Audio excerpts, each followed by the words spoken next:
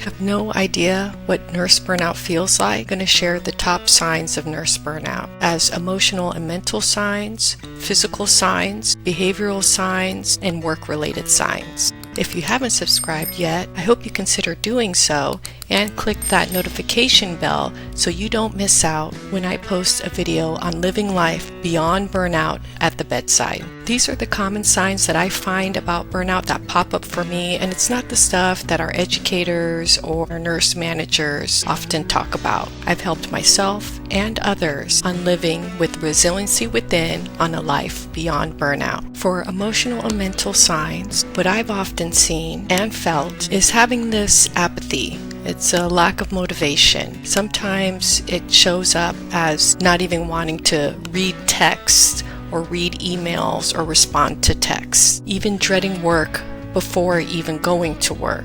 And sometimes the dread starts the moment I clock out. It could even show up for me not wanting to leave the house, not wanting to do anything, that apathy, losing interest in hobbies, losing interest in hanging out with friends, and sometimes feeling like really dead inside.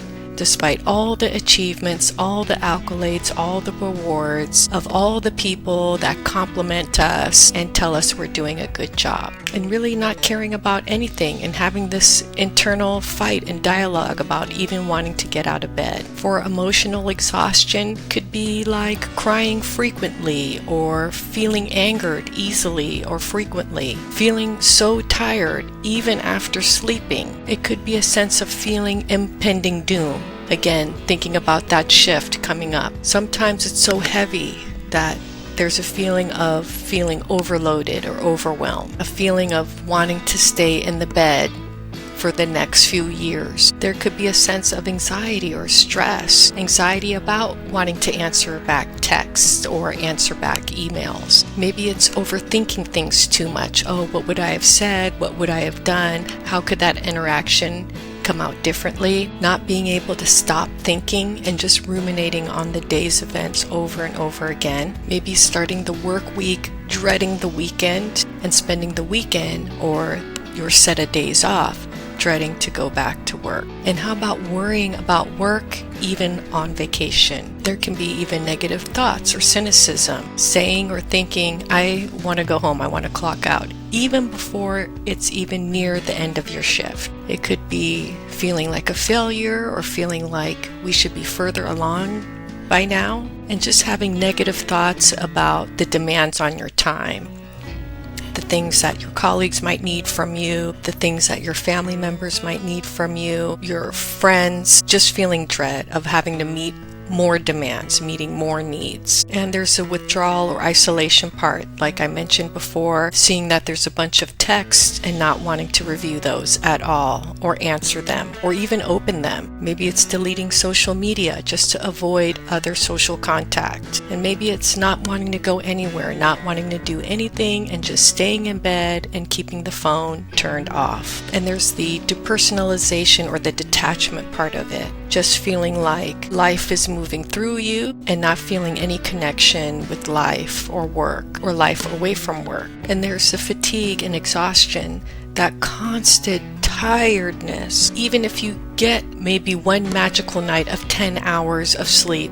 and yet still waking up feeling so tired, feeling so drained. Maybe it could be feeling exhausted even after you took a good vacation. There could be disruption of sleep, whether that's sleeping too much, hypersomnia, or sleeping too little, insomnia. And there could be changes of appetite. Maybe there's a lot of cravings for food and overeating, or maybe on the apathetic side, no cravings for food and not eating at all or even very much, and neglect of personal hygiene. Perhaps there's a couple of days on your stretch of days off where we might not be doing all that we can for personal hygiene, and maybe wearing the same pajamas for 72 hours straight. If any of this is resonating with you, hit that like button, and please comment below about what's a sign that you've noticed that burnout is creeping in on you. Please comment below. Now for behavioral signs, it could be procrastination, putting things off. Again, maybe it's those same texts or emails, or maybe there's projects or hobbies that you want to do,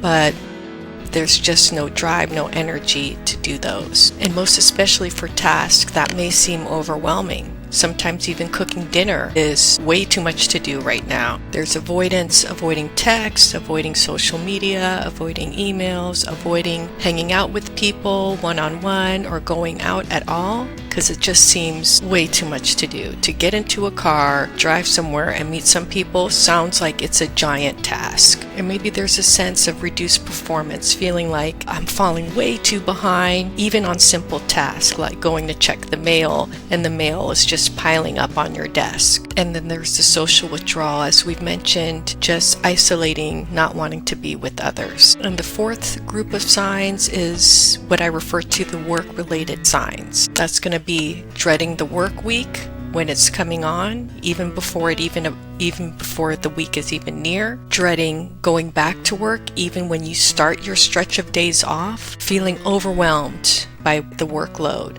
whether that's in personal life or work life. So feeling overloaded by all the demands people want on you, it just is weighing heavily. And lack of work-life balance, working constantly with no breaks, even working on the weekends or working on your days off. I know I've done that many times, skipping breaks, because it just seemed easier that let me just finish everything, because having somebody break relief me is just going to be a lot of work, especially with those smaller breaks like the 10 minutes or the 15 minutes. But it's so important to take those, and I've learned that the hard way. Also, taking on more extra duty at work by coming in on your day off. Our days off are designed to let us be out of work, be away from work, and to feel a sense of peace without hearing all those bells, all those alarms, and without having all those demands of people on us. Our days off are supposed to be a respite time for that, not an opportunity to make overtime money. And perhaps you've worked with some management folks that have, how to say this nicely, is pressure us into working 24/7 or making deals with us like, okay, if you work here, then I'll give you more off there. Just know that our time off is sacred and should be protected. Now, all these signs that I've talked about is from a range of experiences, from being extremely stressed out, somewhat stressed out, to severe burnout, to moderate burnout. But do know that severe burnout does take time to recover from, and please do not minimize your own experience. Instead,